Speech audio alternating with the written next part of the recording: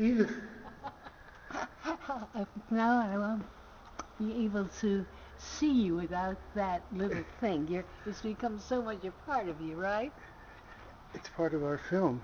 A part of our film. Oh, that's what we're going to talk about today.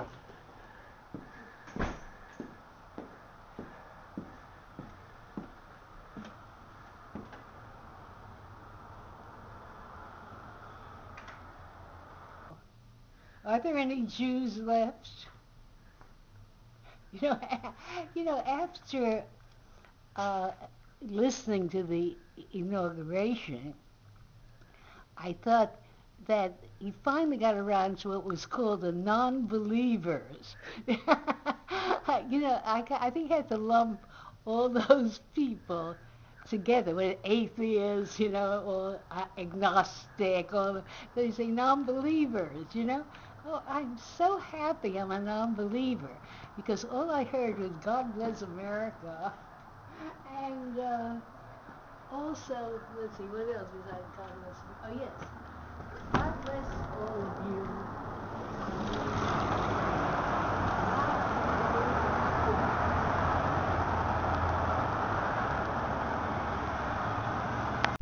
Why did Well, you oh two get yes, we got together? together because at that time they had these two organizations called the Society for Peace and Democracy and the Society Against Fascism. Um, okay, one was for peace and democracy, and the other one's against war and fascism. So we had, I lived in Flatbush, and he lived in Borough Park.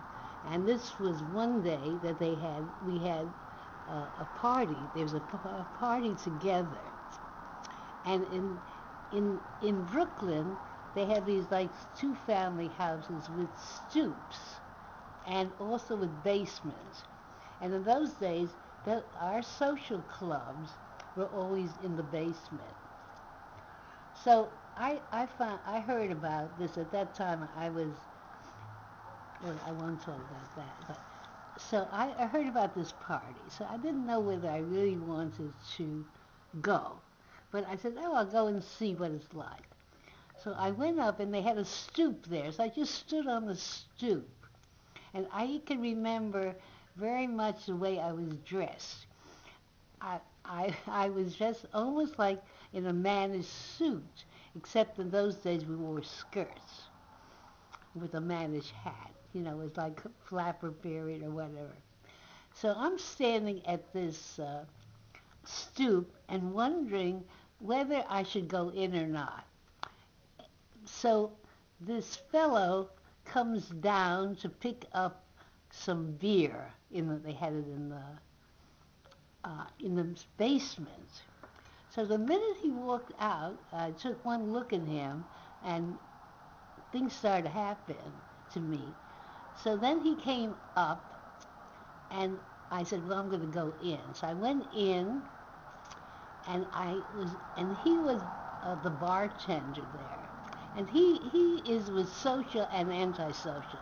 So he became a bartender only so he doesn't have to mix with the other people so much socially.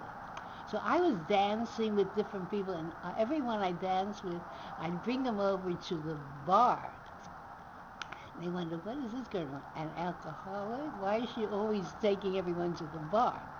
So then I started to flirt with him, because I was always a flirt, and it ended up that I gave him my phone number on lipstick. And I wondered whether that lipstick was going to get smeared or not.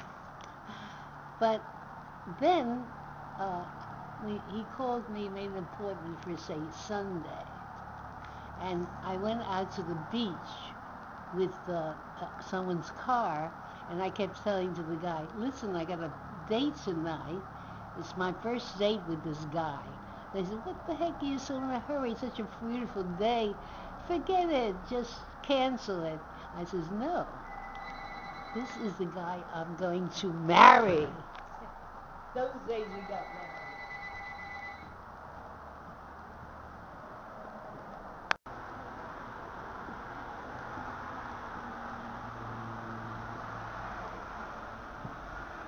um, I was a member of the Young Communist League, and they found out that I spoke to a Trotskyite. So they put me on trial, and they told me you're not supposed to speak to Trotskyites. And I say, if I don't speak to Trotskyites, how do I know why I shouldn't speak to them? So they had a regular trial, put me on trial, and they, whatever you want to, discharged me and threw me out of the Young Communist League. And I was ready to go because I could not follow any orders that they they wanted me to do exactly what they wanted me to do, and I don't do what the people want me to do.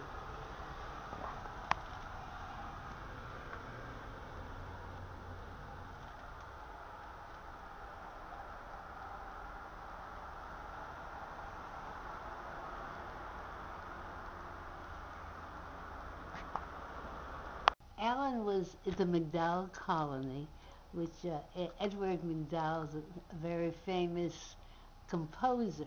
So they had a lot of composers there, but he went there as a writer, and they were giving an award to Edgar Varese, and it was done on the lawn because it was summertime, and they were honoring him.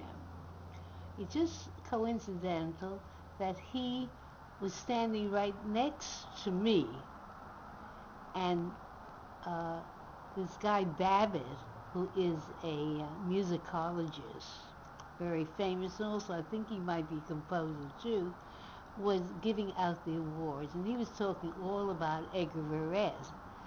So Edgar Varese, after he finishes talking about Edgar Varese, they're going to give him an award. Edgar Varese turns to me and says, I don't know what this guy's talking about. My music comes from my heart.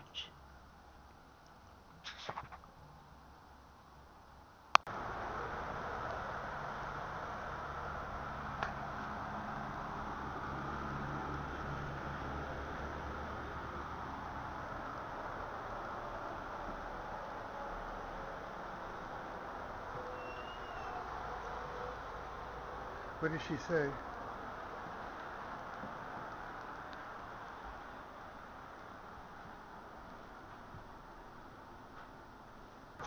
Morton Feldman, who was a famous composer in the style of John Cage and other composers who are interested in sound more than they are in melody. He said he's going to do some music for me. I was doing a solo to a poem, and I kept asking him, look, Morton, the concert is coming up very soon. When are you going to give me the music? He says to me, don't worry, you'll get the music. So the day of the performance, I decided, okay, I'm just going to get up there and recite the poem and dance and not worry about the music. But he was backstage playing the piano. That was my music. So at the end of the concert, this woman came up to me and says, I loved your work. But why did they have to have somebody tuning the piano while you were dancing?